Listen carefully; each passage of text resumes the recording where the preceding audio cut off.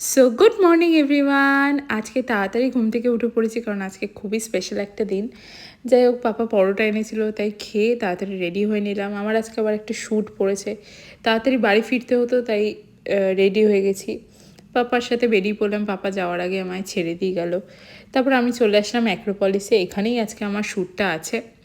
তো ঢুকেই যেটা কাজটা থাকে সেগুলো কমপ্লিট করে নিলাম। আজকে আমার বর্মর সাথে কাজ ছিল।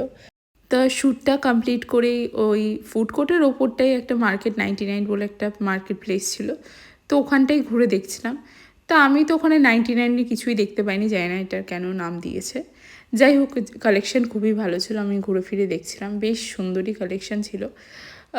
একটু কস্টলি ছিল বাট ঠিকঠাক। আর টোট ব্যাগের কালেকশনটা খুবই ভালো ছিল ওখানকার, প্রত্যেকটা টোট ব্যাগই খুব সুন্দর ছিল। স্পেশালি এটা তো আমার খুবই ভালো লেগেছে। যাই হোক, ওখানকার কালেকশন দেখে আমি তাড়াতাড়ি বেরিয়ে পড়েছিলাম। আর স্পেশাল রিজনটা কেন সেটা আসছে নেক্সট ব্লগে। Bye bye.